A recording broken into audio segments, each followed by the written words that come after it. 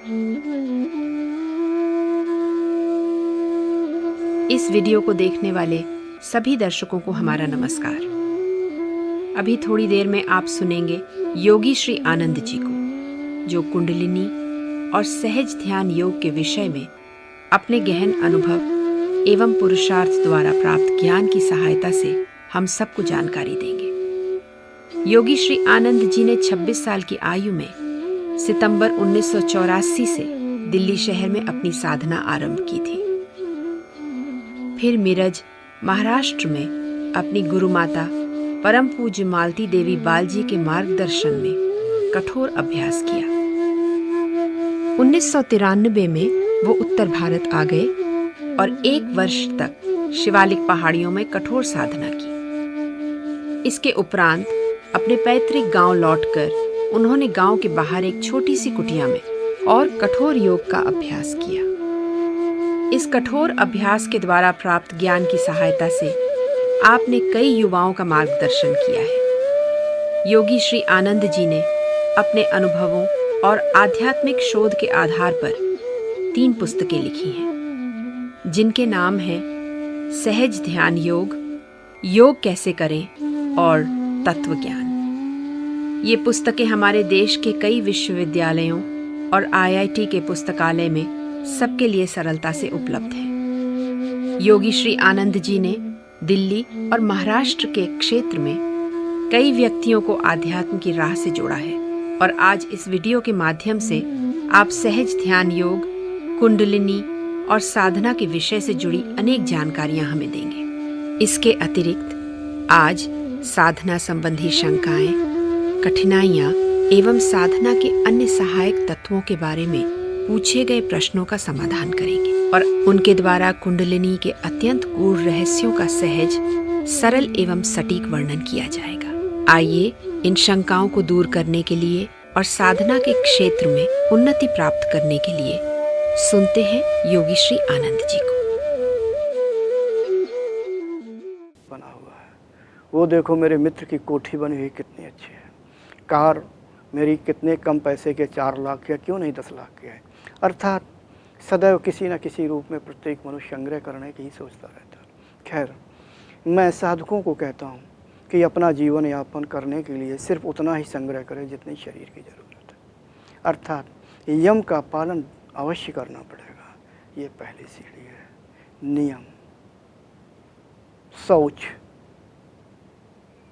संतोष, व्रत, स्वाध्याय और ईश्वर प्राणिधान। शौच के अंदर जो ये 5 नियम आते हैं, तो पहले में शौच, शरीर को पवित्र रखने को शौच कहते हैं। संतोष, अनुकूलता और प्रतिकूलता में जब समरूप से रहे। चाहे कोई भी मनुष्य हो, उसके जीवन में सदैव अनुकूलता ही नहीं रहती है, प्रतिकूलता जरूर आती है, क्योंकि सदैव परिणाम होता रहता है प्रकृति में। तो अनुकूलता प्रतिकूलता प्रत्येक मनुष्य में के जीवन में आती रहती है। तो इस अनुकूलता और प्रतिकूलता के समय उसे संतुष्ट रहना चाहिए, यानी सुख दुख में समभाव से रहना चाहिए। उसको संतोष कहते हैं। अब आया तप। मन और इंद्रियों को संयमित करते हुए व्रत आदि को करने को तप कहते हैं। तो इसीलिए बताया गया कि साधक को मन को भी संयम करना चाहिए, इंद्रियों को भी संयम करना चाहिए, संयमित रखना चाहिए, व्रत आदि का पालन करना चाहिए। स्वाध्याय, स्वाध्याय का महत्व बहुत बड़ा है साधक के लिए। साधक को सदैव आध्यात्मिक पुस्तकें ही पढ़ना चाहिए। ऐसी पुस्तकें जिसमें योग के विषय में दिया हो, या उसके गुरु के द्वारा लिखी गई हो, या गुरु के द्वारा बताई गई हो। ऐसी पुस्तकें हमारे धर्म में विषय योग से संबंधित ढेरों पुस्तकें हैं, अध्यात्म से संबंधित ढेरों पुस्तकें हैं। ईश्वर प्राप्ति कैसे हो, ब्रह्म प्राप्ति कैसे हो, ब्रह्म का स्वरूप कैसा है, प्रकृति के विषय में बताया गया है, ढेरों पुस्तकें हैं। तो 2 पुस्तकों का नाम लूँगा। एक गीता, स्वयं कृष्ण के मुँह से निकले जो ब्रह्म वाक्य, उसको जो संकलित किया गया व्यास जी ने गीता के रूप में, मेरे जीवन में गीता का बहुत बड़ा प्रभाव पड़ा। मैं गीता के कुछ निर्देशों को अवश्य मानता हूँ। साधकों से कहना चाहूँगा कि गीता को पढ़ें, उसमें दी हुई शिक्षाओं का पर चलने की कोशिश करें। उपनिषद जो 4 वेद कहे गए हैं, उनमें से कुछ अंश जो ब्रह्म ज्ञान के हैं, उनके संकलन जो कुछ पुस्तकों में किया गया, उनको उपनिषद कहते हैं। मैंने वेदों का अध्ययन तो नहीं किया। कहा जाता है कि वेदों में 1 लाख श्लोक हैं, 84,000 के लगभग कर्मकांड के श्लोक हैं, 10,000 के लगभग उपासना कांड में आते हैं, श्लोक आते हैं, 4,000 को जो ज्ञान कांड में है, यानी ज्ञान से संबंधित है श्लोक है। उन्हीं के द्वारा कई उपनिषदों का उनका जो संकलन किया गया, उनका नाम उपनिषद हुआ। तो गीता हुआ, उपनिषद हुआ, योगियों के द्वारा जिन्होंने ब्रह्म ज्ञान को प्राप्त किया या जो उच्च अवस्था प्राप्त की, उनके द्वारा लिखी गई या उनकी जीवनी लिखी गई, ऐसे यानी पुस्तकों को पढ़ें, स्वाध्याय कहते हैं। इस तरह की पुस्तकें पढ़ने से उनके चित्त पर असर पड़ेगा। जब चित्त पर असर पड़ेगा तो उनकी सोच भी ईश्वर की ओर होगी। उनके जो अंदर का जो प्रवाह बह रहा होगा, वृत्तियों का प्रवाह बाहर निकलेगा तो ईश्वर के लिए आएगा, ब्रह्म के लिए आएगा और हमें ज्ञान कराएगा कि प्रकृति क्या है। तो मतलब कहने का स्वाध्याय में अर्थात ईश्वर से संबंधित या योग से संबंधित आध्यात्मिक पुस्तकें ही पढ़ना चाहिए। ऊट पटांग की ऐसी पुस्तकें नहीं पढ़ना चाहिए, अर्थात जो साधक के चित्त को गंदा करे, तमोगुण से आच्छादित करे, चित्त को चंचल करे, ऐसी पुस्तकों को बिल्कुल हाथ भी नहीं लगाना चाहिए। देखना तो बहुत दूर। अब आया ईश्वर प्राणिधान। हमें ईश्वर की ही प्राप्ति करनी है, मन को एकाग्र करना है, वृत्तियों को स्थिर करना, तो अंत में हमें ईश्वर को ही प्राप्त करना होता है। जिसे दूसरे शब्दों में कह देता है आत्मा में स्थित करना होता है या ब्रह्म को प्राप्त करना होता है। जब हमें ईश्वर को प्राप्त करना है तो हमें हमारी जो सोच है, हमारी प्रकृति है, हमारी श्रद्धा ईश्वर में होनी चाहिए। तो जब हम फुर्सत में हों तो सदैव ईश्वर का ही चिंतन करें। भले ही कोई कार्य कर रहे हों तो ईश्वर का स्मरण करें। अब कहा जा सकता है कि हम ईश्वर का कैसे चिंतन करें। हम रात दिन व्यस्त रहते हैं, हम ऑफिस में रहते हैं, विद्यार्थी कह रहता है हम क्लास में रहते हैं, क्लास में या लैब में रहता है, या हो सकता है कि जो बिजनेस करता है वो दुकान में रहता है या फैक्ट्रियों में मतलब व्यस्त रहता है। नहीं, अगर गौर करें तो बहुत समय होता है ईश्वर को याद कर सकते हैं। जब हम कोई भौतिक कार्य कर रहे होते हैं उस समय ईश्वर को ना याद करें, भौतिक कार्य में लगे रहें। जैसे ही भौतिक कार्य करना बंद करें, ईश्वर को याद करते रहें। मान लो हमें कृष्ण अच्छा लगता है तो हम कृष्ण को याद करें, चाहे 1 मिनट याद किया, आधा मिनट याद किया, उसमें कोई समय सीमा नहीं। जब तक हम सो न जाएं, कृष्ण को या शंकर जी को या मतलब अपना जो ध्येय हो, इष्ट हो, उसको याद करते हैं। इससे हमारे चित्त में बहुत अच्छा प्रभाव पड़ता है, यानी वृत्तियाँ स्थित होती हैं, यानी बन के वहाँ पर विराजमान होती हैं। जब बाहर निकलेंगे अगर हम कृष्ण को याद करते हैं तो कृष्ण को ही हमें याद आएगी, कृष्ण के विषय में याद आएगी। कुल मिलाकर के हमें ईश्वर का चिंतन करना चाहिए। तो अभी मैंने बताया यम और नियम। यम पहली सीढ़ी, नियम दूसरी सीढ़ी, अब आया आसन। आसन के विषय में हम सभी जानते हैं। आजकल इस भारतवर्ष में ढेर सारे महान संत हैं जो आसन प्राणायाम के विषय में अच्छी तरह बता रहे हैं, बहुत अच्छा कार्य कर रहे हैं, परोपकार कर रहे हैं। तो आसन के विषय में तो ज़्यादा ना ही बोलें, सही है, क्योंकि विषय बढ़ता चला जा रहा है। लेकिन आसन करने से हमारी जो शरीर की मांसपेशियाँ होती हैं, जो हड्डी है, उनमें लोच आता है। मतलब हमेशा इन मांसपेशियों में लोच भी होना चाहिए, हड्डी में भी थोड़ा लचक यानी नम भी होना चाहिए। तो इसलिए हमें आसन आदि का अभ्यास करना चाहिए। कुछ आसन तो ऐसे हैं कि निश्चय ही हमारे ध्यान में बहुत ही सहयोगी होते हैं। कुछ आसन चक्रों को खोलने में बड़ी सहायता देते हैं। कुछ आसन कुंडलिनी को जागृत करने में सहायता देते हैं। कुछ आसन जो कुंडलिनी को ऊर्ध्व करने में सहायता देते हैं। आसन का मतलब ये मत सोचो कि सिर्फ भौतिक शरीर ही में लाभ होता है, अथवा कि आसन करने से भौतिक शरीर निरोगी होता है। सिर्फ निरोगी नहीं होता, आसन करने से हमारे भौतिक शरीर पर सूक्ष्म रूप से भी प्रभाव पड़ता है। अच्छा, आसनों के विषय में इतना ही बताऊंगा। अब आया प्राणायाम। प्राणायाम के विषय में मैंने और किसी जगह पर बता चुका हूँ, लेकिन फिर भी कुछ प्राणायाम विशेष प्रकार के होते हैं जो ध्यान करने में यानी मन में को एकाग्र करने में सहायक होते हैं। मैं सिर्फ 2 ही प्राणायाम का नाम लूँगा, सूर्य नाड़ी, चंद्र नाड़ी। उसमें आंतरिक कुंभक और वाह कुंभक महत्व है उनका, इसका अधिक अभ्यास करें। दूसरा प्राणायाम भस्त्रिका प्राणायाम, इसका भी अच्छी तरह से अभ्यास करें।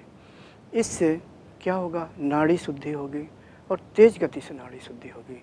सूक्ष्म कोशिकाएं जो हैं, जो सूक्ष्म शरीर के अंदर विद्यमान है, जल्दी से शुद्ध होंगी। जब शुद्धता आएगी तो हमारे चित्त की जो मलिनता है थोड़ी कम हो जाएगी, शुद्धता बढ़ेगी तो वृत्तियाँ भी प्रकाशित होगी, शुद्ध होंगी, उनकी मलिनता नष्ट होगी। तो जो वृत्तियाँ हमारी जो मन की चंचलता है, यानी एक जो रजोगुण है, जो रजोगुण का जो चंचलता का काम, वो चंचलता थोड़ा कम होगा। जब हमारी चित्त की वृत्तियों पर प्रभाव पड़ता है शुद्धता का, यानी चित्त निर्मल होता है, तो उस समय सत्व गुण का प्रभाव पड़ता है। वो सत्व गुण प्रकाशित है, यानी प्रकाश का अधिक होता है, चित्त पर प्रकाश फैलता है। उस समय तमोगुण कमज़ोर होता है, मलिनता कम होती है और चंचलता भी कम होने लगती है, यानी दोनों गुण कमज़ोर पड़ने लगते हैं। तो कुल मिलाकर के प्राणायाम के विषय में बस इतना। और किसी जगह पर जो मैंने प्राणायाम के विषय में बताया है, वो उस जगह पर आप जानकारी कर लें, वीडियो को देख लें। 5वीं सीढ़ी है प्रत्याहार। प्रत्याहार कहते हैं जो हमारी इंद्रियां बाहरमुखी हो रही हैं, इनको अंतर्मुखी करके एक जगह केंद्रित करें। यानी जो इंद्रियां बाहर होकर के भौतिक पदार्थों में लिप्त हो रही हैं, यानी बाहर की ओर आकर्षित हो रही हैं, उधर की ओर चलायमान हो रही हैं, इन पर कंट्रोल करके हम अंदर की ओर केंद्रित करें, प्रत्याहार। अब आता है 6ठी सीढ़ी है धारणा। धारणा का मतलब है किसी भी ध्येय वस्तु को वृत्ति के द्वारा धारण करना। जब हम साधना करेंगे तो कोई न कोई ध्येय वस्तु जरूर होगी, जरूर सुनना पड़ेगा मन की वृत्ति को रोकने के लिए। तो यहाँ पर धारणा है। धारणा का अर्थ होता है ध्येय वस्तु को वृत्ति के द्वारा धारण करने को धारणा कहते हैं। ध्यान 7वीं सीढ़ी। जब यही वृत्ति का प्रभाव, यानी ध्येय वस्तु पर जो वृत्ति को धारण किया है, इसी वृत्ति का जो ये वृत्ति का प्रवाह लगातार बहने लगे कुछ क्षणों तक लगातार, यानी यही जो कोई ध्येय वस्तु है कुछ क्षणों तक दिखता रहे, अर्थात वृत्ति का प्रवाह बहना शुरू हो जाए, उसे ध्यान कहते हैं। अब आती है 8वीं सीढ़ी धारणा। क्षमा कीजिए, 8वीं सीढ़ी समाधि।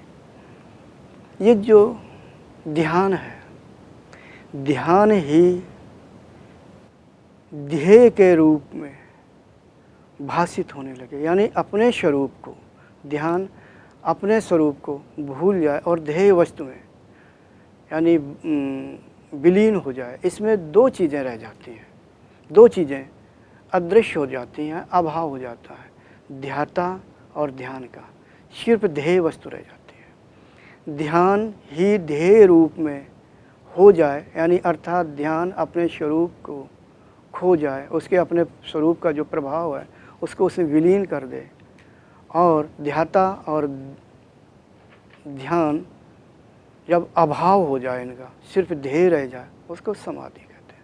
हाँ, समाधि में थोड़े प्रकार होते हैं, मैं अभी बताऊंगा। हमारा मतलब है इतना बारीकी से समझाने का।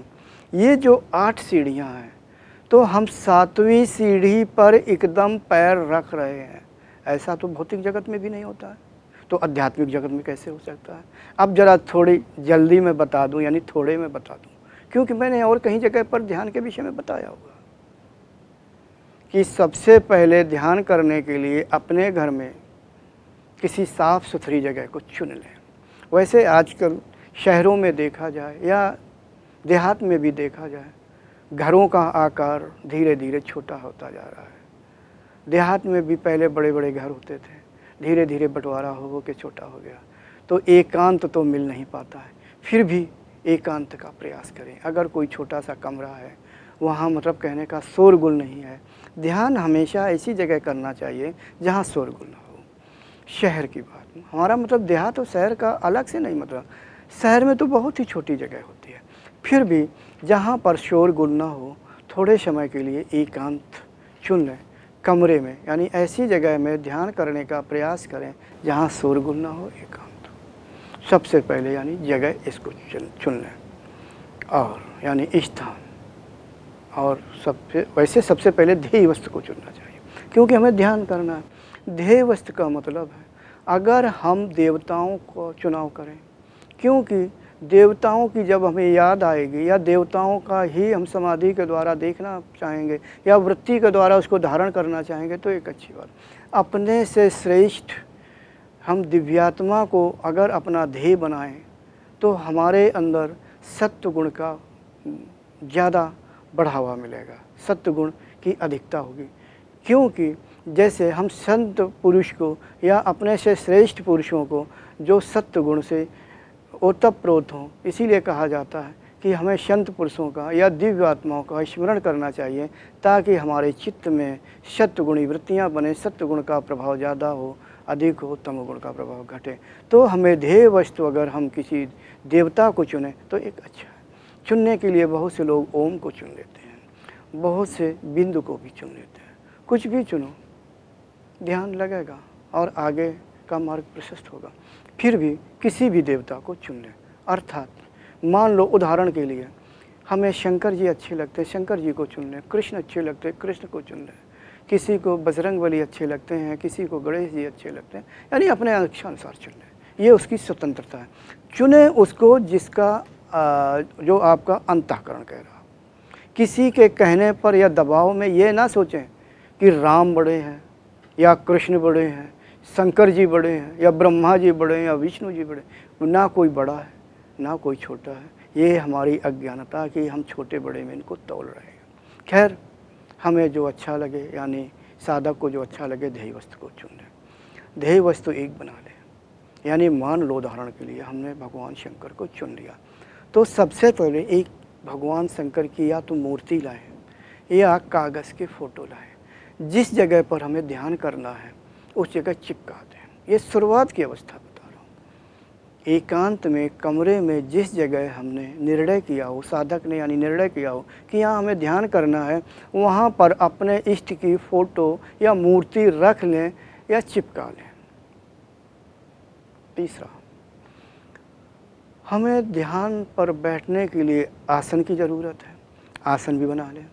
आसन ऐसा होना चाहिए कि फर्श से सीधे संपर्क इस शरीर का ना हो, तो उसके लिए कंबल अच्छा रहेगा। कंबल के टुकड़े को तह लगा लें और उसके ऊपर सफ़ेद कपड़ा रख लें और आसन बना लें। अथवा अब कुश नहीं मिलता, कुश की बनी हुई छोटी छोटी चटाइयाँ भी होती हैं एक विशेष प्रकार की, उसका भी प्रयोग कर सकते हैं। सफ़ेद वस्त्र रख लें, अच्छा है। रंगीन वस्त्र ना लगाएं, क्योंकि वस्त्र का जो रंग होता है उसका भी प्रभाव साधक पर पड़ता है। सफ़ेद रंग सात्विकता को दर्शा रहा है, सत्वगुण को दर्शा रहा है, तो इसलिए श्वेत कपड़े का ही चुनाव करें। ऐसा ना हो कि आसन के ऊपर आप काला या गहरा लाल, हरा, नीला रखें, ऐसा ना करें। अच्छा, आसन चुन लिया और समय भी चुन लें। समय के लिए सुबह का समय अच्छा रहता है, सूर्योदय से पहले। हालांकि अपने यहाँ सूर्य कभी जल्दी कभी देर में ऋतुओं के अनुसार निकलता रहता, इसलिए समय का चुनाव मैं यही कहूँगा, सूर्य निकलने से 1 घंटा पहले आप ध्यान पर बैठने के लिए तैयार हो जाइए। थोड़ा जल्दी जागिए और 10-15 मिनट में फिर फ्रेश होकर के आसन पर बैठने के लिए तैयार हो जाए। यानी कहने का मतलब है कि ध्येय वस्तु का निर्णय कर लें, आसन का निर्णय कर लें, जगह का निर्णय कर लें, समय का निर्णय कर लें और ध्यान पर बैठ जाएं। और उससे भी महत्वपूर्ण चीज़ है, सद्गुरु का भी निर्णय करना है। बिना सद्गुरु के योग नहीं हो सकता है। बहुत से लोगों ने फेसबुक के माध्यम से, यूट्यूब के माध्यम से, मोबाइल के द्वारा प्रत्यक्ष रूप से हमसे संपर्क किया। कई लोगों ने बताया कि हमारे कोई गुरु नहीं है, मैं 2 साल से साधना कर रहा हूँ, 4 साल से कर रहा हूँ, वगैरह वगैरह, और हमें सफलता नहीं मिल रही है। तो मैं ऐसे जिज्ञासुओं को, साधकों को, या जिन्होंने साधना नहीं की, जो करना चाहते हैं, मैं अवश्य कहूँगा कि गुरु का भी चुनाव करें। गुरु का चुनाव ऐसे करें जो वास्तव में गुरु हो, सद्गुरु हो, जो इस मार्ग में चल चुका हो, परिपक्व हो। ऐसे गुरु के मार्गदर्शन में ही साधना करें। अच्छा, फिर हम आ जाए मन के, यानी ध्यान करने के लिए। अगर कमरे में अंधेला है, सुबह है, तो कमरा में हल्का सा प्रकाश कर लें, 0 वाट का बल्ब जला लें और ध्यान पर सीधे होकर के सहजासन मुद्रा में बैठ जाएं। सहजासन मुद्रा के विषय में आप जानते होंगे। हाथों को इस प्रकार उंगलियों को फंसा लें और गोदी में इस प्रकार से रख लें। हाँ, तो मैं अब ध्यान कैसे करें, अब मैं बता रहा हूँ कि आसन पर बैठ जाएं, कमरे में हल्का सा लाइट कर लें, यानी 0 वाट का बल्ब जला लें, और हाथ की जो ये उंगलियां हैं, हाथ की उंगलियों को ऐसा करें और इस प्रकार करके सहजासन मुद्रा में अपने गोदी में रख लें। इस प्रकार गोदी में आराम से हाथों को ढीला छोड़ दें, हाथों में किसी प्रकार का तनाव ना रखें, आराम से। हालांकि इस समय मैं कुर्सी पर बैठा हुआ हूँ, सहजासन मुद्रा में नहीं बैठा हूँ। गोदी में रख लें। और कभी कभी मैंने ये देखा हुआ है कि बहुत से साधक इस प्रकार की मुद्रा में बैठते हैं। मान लो थोड़ी देर के लिए अगर सहजासन मुद्रा में बैठे हुए हैं तो पैर के घुटने